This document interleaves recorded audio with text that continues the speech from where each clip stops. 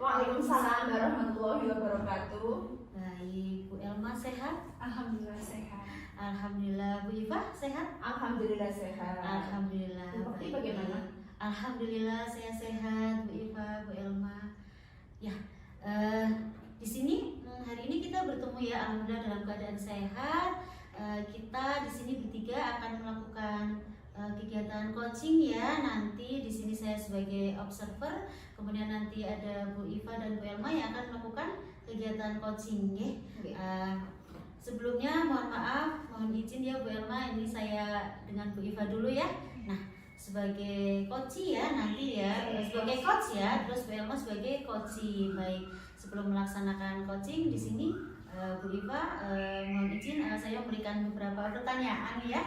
Nah, sebelumnya di awal ini sebelum melakukan coaching tentunya Bu Iva nanti ada hal yang harus diperhatikan, kemudian ada beberapa hal juga yang mungkin nanti harus khusus dilakukan ya bagi seorang coach kepada coachingnya. Nah, sebelumnya nanti di sini saya akan memberikan mendiskusikan ya beberapa hal. Yang pertama nanti akan saya perhatikan apakah Bu Iva melakukan coaching dengan Bu Elma sudah melakukan alur tirta atau belum. Kemudian apakah Bu Iva sebagai coach sudah memberikan pertanyaan yang nanti akan menggali solusi-solusi dari permasalahan dari Bu Elma sebagai coach. Kemudian Bu Iva juga nanti akan memberikan tanggapan ya kepada Bu Elma. Nah, sebelumnya Bu Iva di sini mohon maaf saya akan memberikan beberapa hal ya, diantaranya Bu Iva itu harus menerapkan prinsip coaching ya. Yang pertama yaitu kemitraan, kemudian proses kreatif dan memaksimalkan potensi. Nanti Bu Iva memang harus menerapkan prinsip tersebut ya. Kemudian nanti juga Bu Iva harus memberikan pertanyaan-pertanyaan yang mungkin nanti akan bisa menggali dari Bu Elma yang memiliki permasalahan. Nah, baik, sebelumnya di sini saya akan menanyakan beberapa hal ya Bu Iva. Yang pertama, apakah yang akan Bu Iva kembangkan sebagai seorang coach ya, yang nanti akan mengcoach Bu Elma? Hal apa yang akan Bu Iva kembangkan? Hal yang saya kembangkan yang pertama presence atau kehadiran penuh, Ya, yang kedua mendengarkan aktif, yang ketiga memberikan pertanyaan yang berbobot. Baik Bu Iva, ada 3 ya yang nanti harus Bu Iva kembangkan, yaitu memberikan pertanyaan yang berbobot, mendengarkan aktif, kemudian yang ketiga adalah presensi atau kehadiran penuh ya. Baik Bu Iva, yang kedua Bu Iva pastinya akan mengembangkan nih potensi yang benar-benar spesifik ya. Dari ketiga tadi yang akan Bu Iva kembangkan itu yang mana saja? Mendengarkan aktif dan memberikan pertanyaan berbobot. Insya Allah itu spesifik yang akan saya kembangkan. Kalau untuk kehadiran, insya Allah saya sudah hadir sepenuhnya. Baik, sudah jiwa raga ya, nanti akan mengcoaching Bu Elma. Baik, boleh tahu nih untuk mendengarkan secara aktif nih yang Bu Iva ketahui itu seperti apa? Yang saya ketahui, nanti saya bertanya kepada coach dan coach memberikan jawaban, dan jawaban itu saya umpan balik, feedback supaya menggali pertanyaan lagi dan dia sampai menemukan solusinya. Baik, luar biasa. Baik, nanti semoga ketika Bu Elma memberikan obrolan ya yang mungkin unek-uneknya, Bu Iva bisa mendengarkan sepenuhnya karena memang sudah hadir sepenuhnya, kemudian akan mendengarkan secara aktif. Baik, kemudian yang terakhir, indikator mana nih yang akan Bu Iva inginkan nih di dalam proses coaching ini? Indikator yang mana nih yang paling memang Bu Iva inginkan? Saya ingin coach saya nanti akan menceritakan masalahnya, kemudian menemukan masalahnya, kemudian menentukan langkah-langkah apa yang tepat untuk dilakukan coach saya itu. Baik Bu Iva, luar biasa. Nanti akan Bu Iva gali ya permasalahannya Bu Elma nih. Nanti Bu Elma akan memberikan ini nih unek-unek saya. Nanti kemudian mungkin Bu Iva juga langsung akan memberikan pertanyaan lagi agar Bu Elma bisa menemukan sendiri solusi ya dari permasalahannya. Baik, monggo nanti akan panjenengan lakukan nggih kegiatan coaching hari ini. Monggo dilaksanakan dengan baik. Nanti di sini saya akan mendengarkan Bu Elma dan Bu Iva melakukan coaching. Nah, silakan Bu Iva, Bu Elma. Assalamualaikum Bu Elma. Waalaikumsalam Bu Iva. Sehat Bu Elma? Alhamdulillah sehat. Iya. Untuk kali ini saya akan ngobrol dengan Bu Elma sekitar 15 atau 17 menit atau 20 menit lah ya. Apa yang kita bicarakan siang hari ini Bu Elma? Saya mempunyai masalah Bu di kelas saya Bu. Apa? Jadi nilai-nilai di kelas saya itu saya merasa bahwa tahun ini tuh berkurang gitu dari tahun sebelumnya Bu. Itu faktor apa kira-kira Bu? Kalau menurut saya sih ya mungkin daya baca dan daya hitungnya itu masih kurang Bu. Dari tahun dulu memang untuk numerasi itu masih kurang, tapi tahun ini tuh saya merasa banyak perbedaan gitu terhadap anak-anaknya ya Bu. Dari tahun ke tahun itu saya merasa turun gitu loh, terbukti dari nilai, kemudian dari hasil AMPK kemarin saya lihat sekilas jawaban-jawaban anak kok gini gitu loh Bu. Tidak sesuai dengan harapan saya, padahal saya melakukan latihan ya jumlahnya sama dengan tahun yang kemarin begitu, tapi kenapa hasilnya itu mungkin agak berkurang gitu loh. Apa mungkin karena siswanya lebih banyak dari kemarin? Untuk siswa itu malah banyakan tahun kemarin, dan kemudian tahun kemarin juga di kelas 6 ya, sekarang di kelasnya Bu Pokti itu ada 2 siswa yang berkebutuhan khusus. Tapi di tahun ini tidak ada berkebutuhan khusus, tapi Malah turun ya? iya, karena jadi daya bacanya itu siswa bisa membaca, tapi dia tidak bisa menangkap makna dari teks tersebut Bu. Jadi ketika baca bisa, tapi ketika menjawab siapa tokoh, itu udah banyak yang bingung Bu. Dan itu tidak hanya satu anak, jadi ada tidak lebih dari 5 sih, tapi mungkin untuk mengurangi nilai rata-rata itu kan ya 5 anak itu sangat berarti loh Bu. Iya. Kira-kira apa yang Bu Elma harapkan dari percakapan kita hari ini Bu? Saya berharap ini saya menemukan solusi, nilai kelas saya meningkat, kemudian daya baca anak-anak itu juga meningkat. Kira-kira manajemen waktu yang seperti apa yang Bu Elma menghendaki? Manajemen waktu yang saya kehendaki itu yang tepat gitu, yang misal prosesnya itu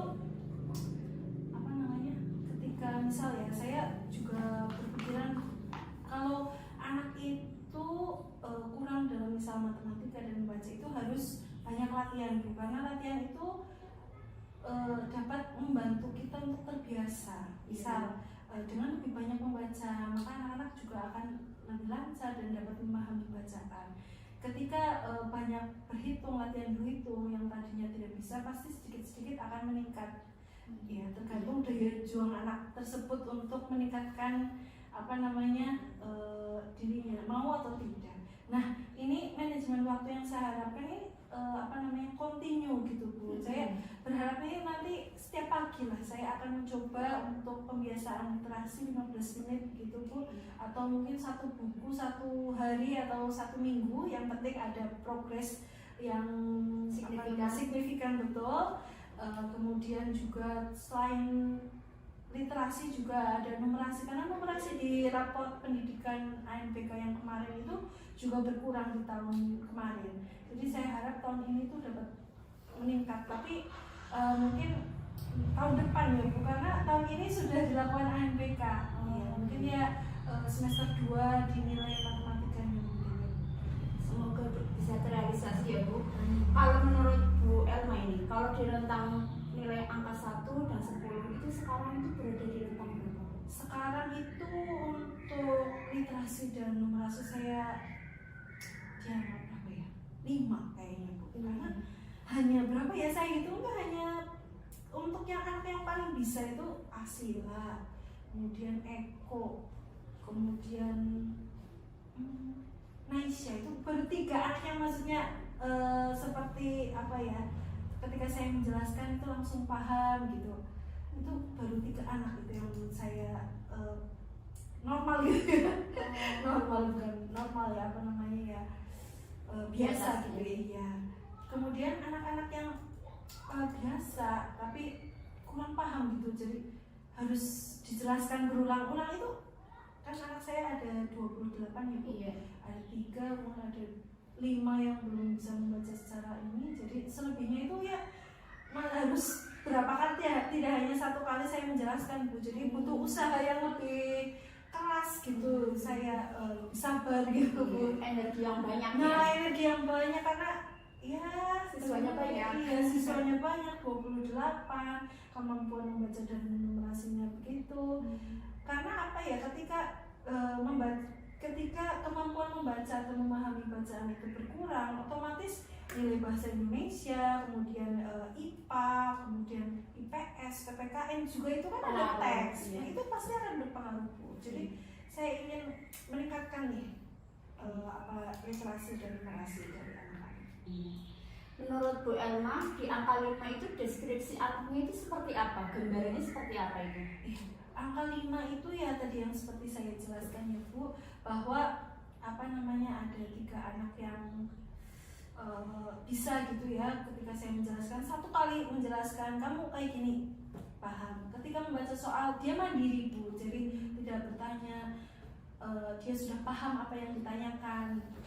Nilainya juga sedikit lebih baik lah, walaupun tidak tinggi amat 90, tidak, tapi nilainya ya lebih bagus gitulah dari anak-anak yang lain. Kemudian beberapa anak yang belum bisa membaca, dan ini saya selalu berkolaborasi dengan orang tua, ayo latihan membaca, tambah-tambahan, walaupun sepele ya Bu, tapi itu anak benar-benar tidak bisa Bu. Jadi bumbung susun itu belum bisa, bumbung susun, bahkan ketika bumbung susun ya Bu, misal 1, 2, 4 ini, nah ini kan seharusnya di sebelah sini, nah ini di sini, jadi satunya itu di sini.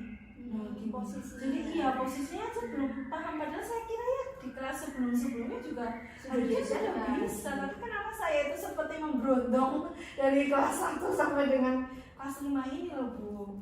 Untuk tahun ini loh ada beberapa anak yang saya sebenarnya saya susah nih, saya harus memberondong pembelajaran. Kayaknya dulu kamu sudah pernah diajarkan di kelas 3, tapi kenapa kamu lupa gitu. Nah saya kira seharusnya itu tidak saya ajarkan ya. Iya. Nah kemudian anak-anak yang lain yang ya masih 80% lah ya, itu ya sudah lumayan bisa, tapi ya itu syaratnya harus saya ulang terus. Iya. Berarti demikian ya gambaran dari level 5 itu ya. Terus harapan Bu Elma ke level berapa?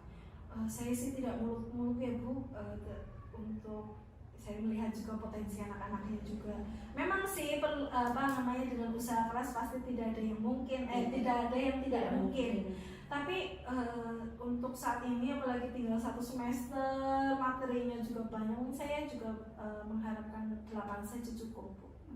8 saja cukup ya. Kalau 10 terlalu berat ya. Iya, nanti 10 langsung lulus.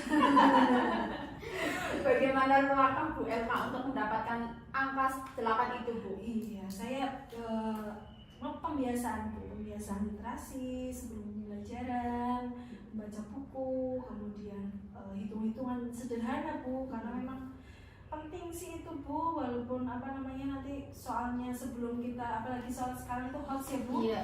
Nah latihan soal HOTS juga perlu Bu, jadi banyak berlatih, kemudian harus berkeliling dari meja ke meja gitu Bu, harus benar-benar diperhatikan, oke ini anak sudah bisa atau belum gitu.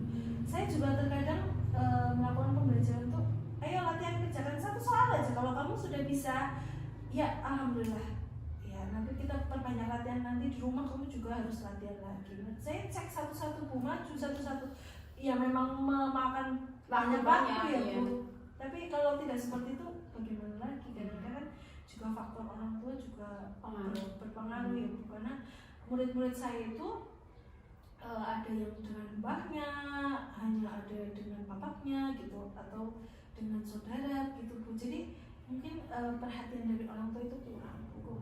Nah saya juga memperhatikan, walaupun ada ibu dan bapaknya nih, tapi seperti sibuk bekerja gitu ya Bu. Jadi kurang memperhatikan anak, sehingga ya banyak yang terjadi PR ketinggalan gitu kan, bisa tercermin ya Bu. saya juga sering bercerita-cerita dengan anak, jadi saya juga berusaha memahami anak. Iya, Kamu kenapa nih seperti ini? Oh ternyata memang karakter kondisi rumahnya itu memang seperti itu. Terus manakah yang lebih memungkinkan untuk Bu Elma lakukan dari semua kegiatan Bu Elma, langkah-langkah Bu Elma itu? Otomatis yang mungkin saya lakukan adalah kegiatan pembiasaannya Bu, karena dengan banyak berlatih, terus kemudian saya juga berinisiatif untuk melakukan pembelajaran yang menyenangkan gitu dengan permainan gitu. Seperti kemarin saya coba buat soal pecahan. Nah, dia buat sendiri, terus lempar coba di depan kelas, dilempar di rebutan itu soalnya. Kemudian dikerjakan, lalu kembalikan ke yang punya. Nanti di soal itu ada tulisan nama yang punya. Ya, kembalikan dan dikoreksi. Jadi anak itu tidak hanya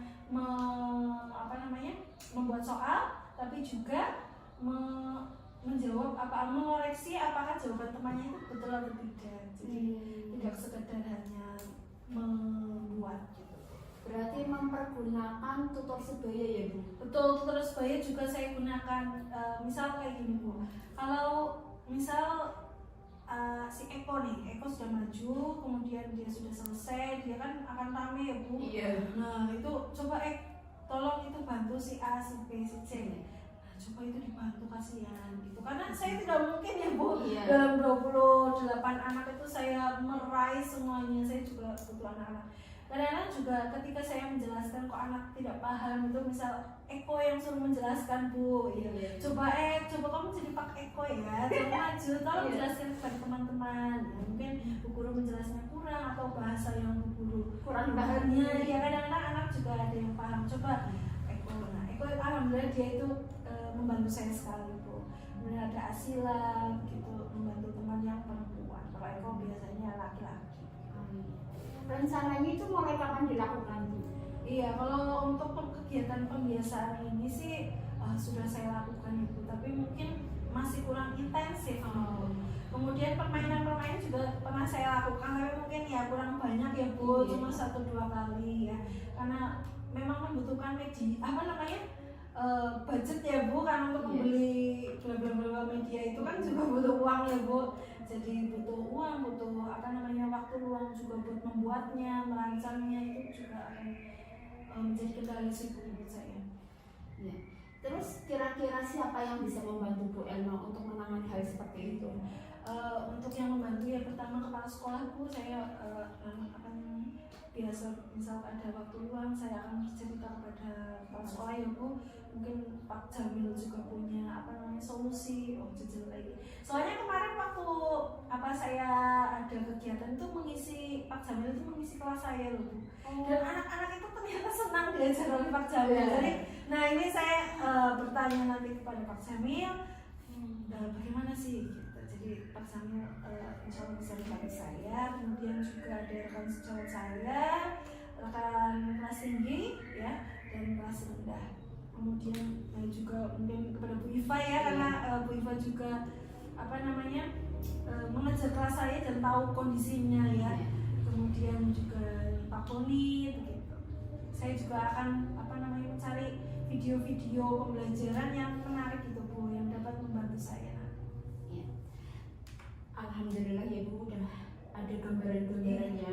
Terus menurut Bu Elma, itu kendala apa yang mungkin terjadi? Ya, kendala mungkin ya waktu ya Bu. Waktu, karena merancang pembelajaran yang perfect atau berpihak pada murid itu kan kayaknya tidak membutuhkan waktu yang luang gitu ya Bu. Kemudian untuk membuat media juga itu kan juga membutuhkan waktu dan inspirasi gitu ya Bu.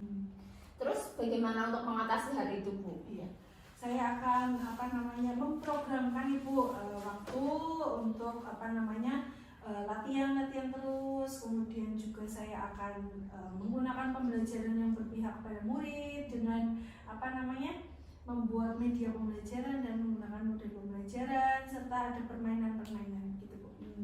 Progresnya untuk kedepannya bagaimana Bu Elma? Ya, saya akan melakukan pembiasaan hal-hal tersebut. Saya akan lebih sering. Sebelumnya juga saya sudah pernah melakukan, tapi mungkin belum maksimal ya Bu. Jadi saya akan lebih memaksimalkan lagi. Siapa yang bertanggung jawab Bu nantinya Bu? Tentunya diri saya sendiri ya Bu. Saya bertanggung jawab atas kelas saya, tapi tidak lepas dari tanggung jawab orang tua juga Bu. Saya akan lebih melibatkan orang tua lagi dalam pembelajaran anak di rumah agar berkesinambungan Bu di sekolah kemudian diteruskan di rumah gitu. Perasaan Bu Elma setelah ngobrol dengan saya bagaimana Bu? Alhamdulillah Ibu, saya menemukan solusi dari permasalahan saya ini Bu. Ya, alhamdulillah ya Bu Elma sudah menemukan solusi. Terus apa yang didapatkan dari obrolan kita Bu? Iya, saya tuh mendapat inspirasi nih untuk pembelajaran di kelas saya, menggunakan model pembelajaran, kemudian permainan, terus pembiasaan yang positif, juga pokoknya pembelajaran yang berpihak kepada murid gitu. Bagus. Selamat bertemu kembali nanti setelah Bu Elma melaksanakan programnya, kita bisa bercerita kembali ya prosesnya seperti apa. Baik Bu. Iya. Baik Bu Iva, Bu Elma, alhamdulillah ya kegiatan coaching yang sudah dilakukan oleh Bu Elma dan Bu Iva berjalan dengan lancar. Baik Bu Iva, di sini saya akan menanyakan beberapa hal terkait tadi yang kegiatan coaching yang sudah dilaksanakan oleh Bu Iva. Nah, saat kegiatan coaching tadi sebelumnya ada beberapa indikator ya yang Bu Iva ungkapkan. Nah, di sini terkait indikator tersebut apa saja yang sudah tadi Bu Iva lakukan di dalam kegiatan coaching bersama Bu Elma? Indikator capaiannya saya sudah bisa menanyakan, menggali pertanyaan, memberikan pertanyaan sehingga si coach saya ini menemukan masalah, menceritakan masalahnya dan menemukan solusinya. Saya tentunya sudah menggunakan alur cerita juga yang berisi tentang tujuan umumnya, identifikasi masalah, rencana aksi dan tanggung jawabnya. Oke, baik, luar biasa Bu Iva. Di sini tadi saya sudah mengamati ya coaching yang dilaksanakan oleh Bu Iva dan Bu Elma. Alur ceritanya sudah terlaksana, kemudian Bu Iva juga sudah memberikan pertanyaan yang berbobot sehingga tadi saya amati Bu Elma juga bisa dengan leluasa untuk memaparkan ya, maksudnya mengungkapkan bahwa permasalahan yang ada pada Bu Elma kemudian digali oleh Bu Iva, dan alhamdulillah Bu Elma bisa menemukan solusi dari permasalahan tersebut. Nah baik, semoga kedepannya Bu Iva dan Bu Elma juga saya bisa menerapkan kegiatan coaching ini dengan teman sejawat juga, kemudian juga bisa dilakukan dengan siswa-siswi kita.